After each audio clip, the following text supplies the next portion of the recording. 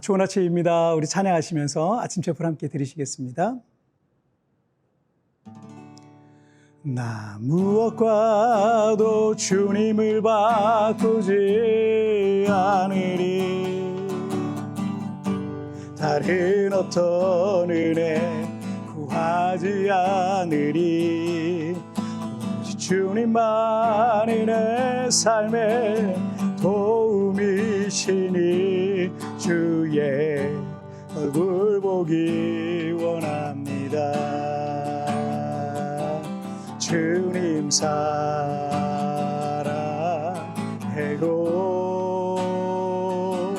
온 마음과 정성 다해 하나님의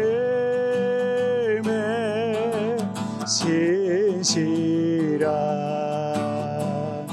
친구 되기 원합니다. 아멘. 자, 우리 같이 기도하시겠습니다. 하나님 아버지 감사합니다. 오늘도 우리 하나님 앞에 예배하며 이 하루를 시작합니다. 아침 시간이 바쁘지만 이 바쁜 시간에 가장 귀한 시간을 하나님께 올려드리며 이 짧은 시간이나마 또 하나님 앞에 영광 올려드리고 또 하나님 말씀을 들으며 그 말씀을 통해서 오늘 우리의 삶을 돌아보고 하나님의 뜻대로 살아가는 하루가 되게 하여 주옵소서. 감사하며 예수님의 이름으로 기도하옵나이다. 아멘. 오늘 우리에게 주신 하나님의 말씀은 요한복음 12장 1절부터 8절까지의 말씀 제가 봉독해 올리도록 하겠습니다. 6월절 엿새 전에 예수께서 베다니에 이르시니 이곳은 예수께서 죽은 자 가운데서 살리신 나사로가 있는 곳이라. 거기서 예수를 위하여 잔치할새 마르다는 일을 하고 나사로는 예수와 함께 앉는 자 중에 있더라. 마리아는 지극히 비싼 향유 곧 순전한 나드 한 근을 가져다가 예수의 발에 붓고 자기 머리털로 그의 발을 닦으니 향유 냄새가 집에 가득하더라.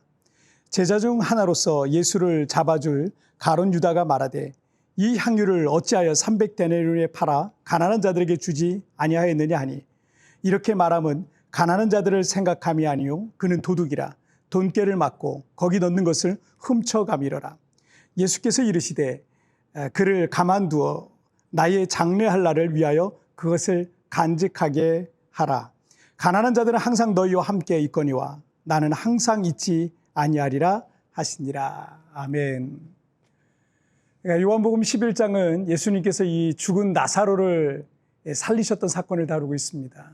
그 일로 인해서 많은 사람들이 예수님을 믿게 되죠. 하지만 이 종교 지도자들은 더 적극적으로 나사렛 예수를 죽이려 모의를 하고 있었고, 그래서 예수님께서는 제자들을 데리고 베다니를 떠나서 에브라임 지역으로 가서 지내고 계셨습니다.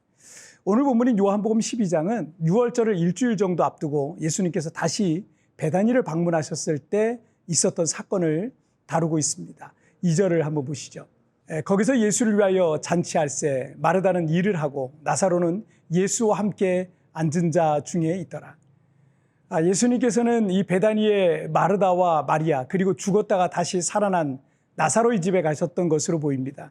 얼마 전 요한복음 11장에서 나사로가 다시 살아났을 때 마르다는 너무 경황이 없어서 이 축하잔치 같은 것을 하지 못했었고, 예수님도 종교 지도자들의 이 악한 모의로 인해서 급히 그 자리를 떠나서 에브라임 지역으로 이동을 하셔서 지내셨던 겁니다.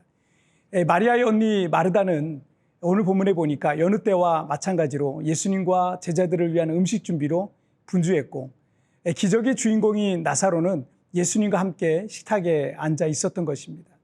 3절을 한번 보시죠. 마리아는 지극히 비싼 향유 곧 순전한 나드 한 근을 가져다가 예수의 발에 붓고 자기 머리털로 그의 발을 닦으니 향유 냄새가 집에 가득하더라.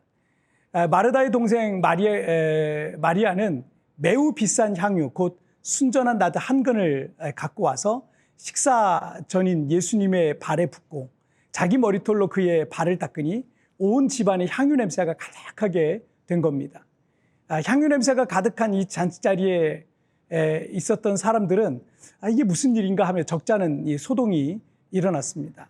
4절부터 6절을 한번 보시죠. 제자 중 하나로서 예수를 잡아줄 가룟 유다가 말하되 이 향유를 어찌하여 300데나리온에 팔아 가난한 자들에게 주지 아니하였느냐 하니 이렇게 말하면 가난한 자들을 생각하면요, 그는 도둑이라 돈꾀를 맞고 거기 넣는 것을 훔쳐가미러라.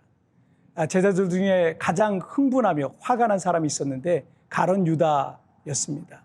그 향유 300데나리온을 어치면 한 데나리온이 노동자의 하루 품삯이었기 때문에 노동자의 1년 연봉과 같은 큰 금액이었던 거죠.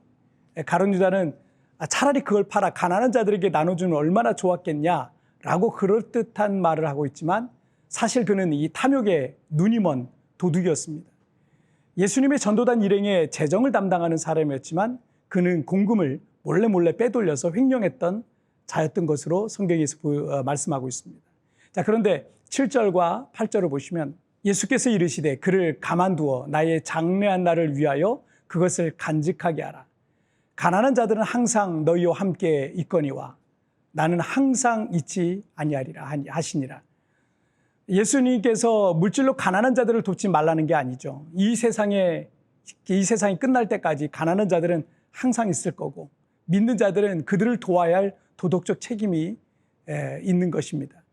하지만 예수님께서는 이 마리아가 향유를 땅에 쏟은 것을 낭비와 어리석은 짓으로 보지 않으셨어요.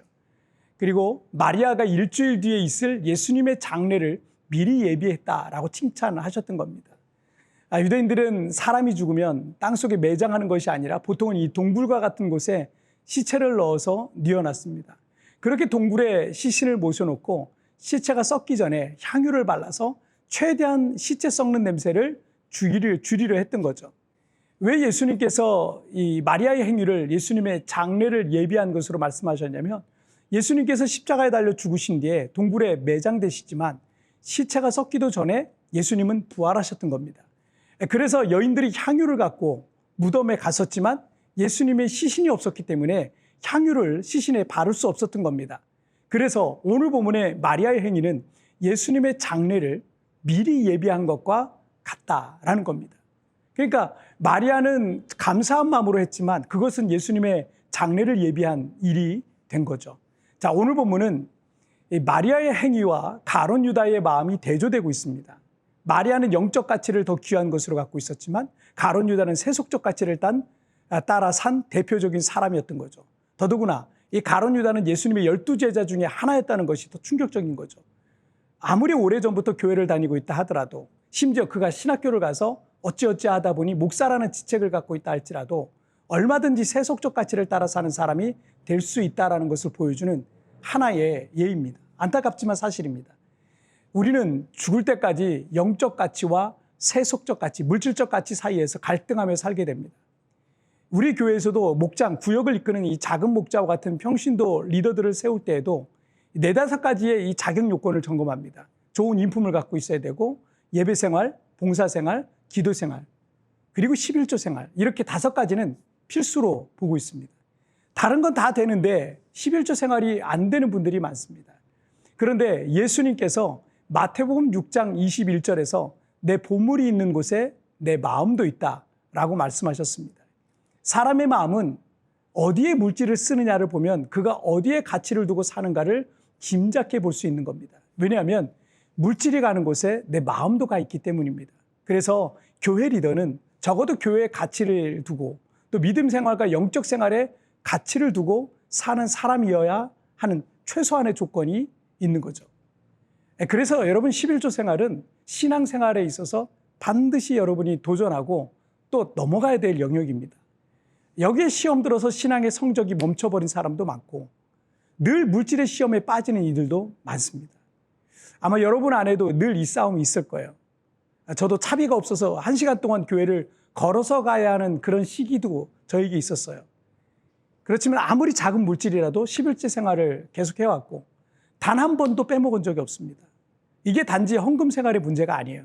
이것이 우리가 어디에 가치를 두고 사는가를 스스로의 신앙에 대해서 증거하고 있는 게 됩니다. 여러분, 가룟 유다가 아니라 마리아의 삶을 사시기를 축복합니다. 자, 우리 같이 기도하실까요? 살아계신 하나님 아버지 감사합니다. 오늘도 이렇게 하나님 앞에 믿음으로 삶을 살아내기로 결단하고 이 아침에 예배로서 채플로서 하나님 앞에 나아가게 하시니 정말 감사합니다. 때때로 우리는 영적 가치와 세속적 가치 사이에서, 물질적 가치 사이에서 자주 갈등하고 고민하게 되는데, 하나님 아버지, 가룟 유다의 삶이 아니라 마리아의 삶을 살기를 원합니다. 날마다 하나님 앞에 믿음으로 옥합과 향유를 깨뜨렸던 그 마리아와 같이 하나님 앞에 우리의 삶을 드리는 참된 믿음의 삶, 참된 헌신자의 삶, 영적 가치를 귀한 것으로 여겨 그렇게 살아가는 믿음의 삶을 살아내게 하여 주옵소서. 오늘도 우리 하나님 나를 붙잡아 주시고 주님과 동행하는 하루가 되게 하여 주옵소서. 감사하며 예수님의 이름으로 기도하옵나이다. 아멘. 여러분, TVN에 나오는 오늘의 묵상 보시면서 개인적으로 묵상하시고요. 짧게라도 뜨겁게 기도하시면서 오늘 하루 주님과 동행하시길 바랍니다. 내일 우리 굿모닝 체프에서 뵙겠습니다. 여러분 승리하세요. 우리는 죽을 때까지 영적 가치와 세속적, 물질적 가치 사이에서 갈등하며 살게 됩니다. 나의 헌금 생활을 한번 되돌아보며 묵상해 봅시다.